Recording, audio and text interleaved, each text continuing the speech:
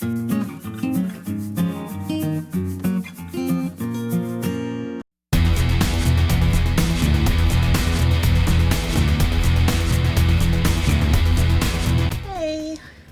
Today's video I'm doing something a bit fun, a bit different, something I've wanted to do for a while and just never got round to. I'm doing 5 things I want to see more of in Lolita fashion. So my first one is one that, like, the personal taste thing. I want to see more retro. I really love the 1950s and 1940s aesthetics. I want to see more of this. I also have like a deep desire for those like 60s prints, like 60s psychedelia. I want to see that somehow work. I want to know how that works. I mean, I love polka dots, as we can probably gather, and a good round neck, very 50s. But I want to see some more 60s things. I want to see more 40s. Innocent World has done some things that really am like my sweetheart. One of my very first dream dresses was Innocent World. It was the Pintuck Flare JSK from 2008. It's a grey wool, it's got black trim, it's beautiful, I love it, and it has that kind of like 40s vibe, especially with like a bow to hat and a pair of sensible shoes. So the second thing I want to see more of in Lolita is more just acceptance of plus size Lolitas maybe not using blouses.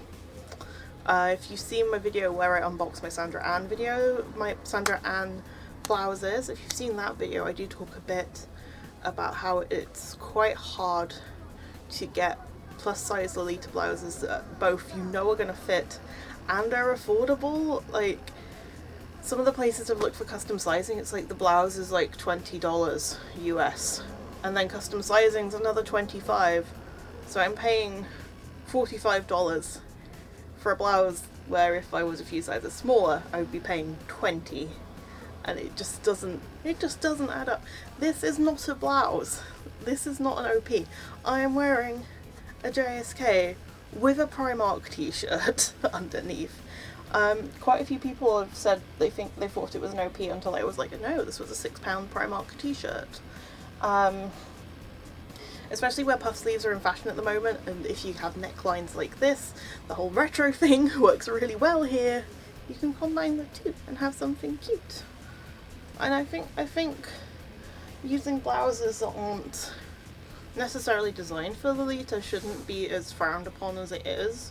There shouldn't be a blanket, no blouse that is not designed for Lolita will ever work, because most of my blouses weren't for a very long time.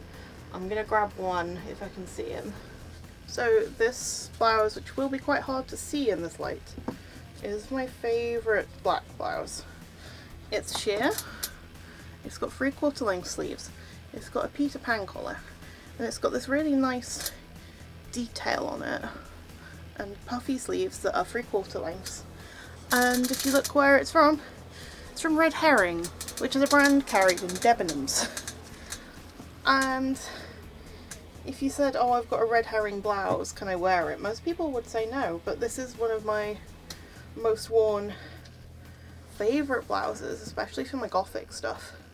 I wear it all the time. And like, I just feel like the hate is unfair for off-brand blouses, especially when stuff like this literally exists. My third one is I really want to see more people embracing wearing their own hair with Lolita. Hair that grows out of your head is perfectly fine for Lolita. If you are a black Lolita watching this and you are wanting to know from a black Lolita about styling your hair for Lolita, I would really recommend watching the Flufferdomes video. I will link it. She's amazing. I love her. You should watch her stuff anyway. If you're watching me and you're not watching her, you're doing something wrong. The video I would really recommend, just because it's advice from someone who knows rather than from me who doesn't know. Therefore, I want to see more colour.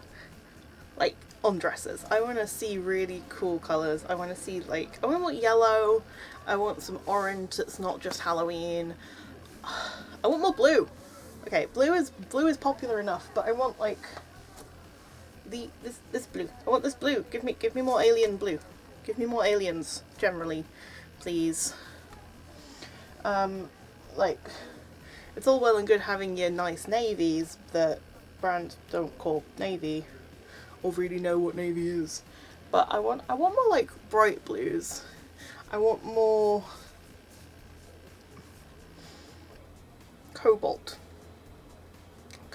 please. And finally, number 5, the last thing I want to see more of in Lolita fashion is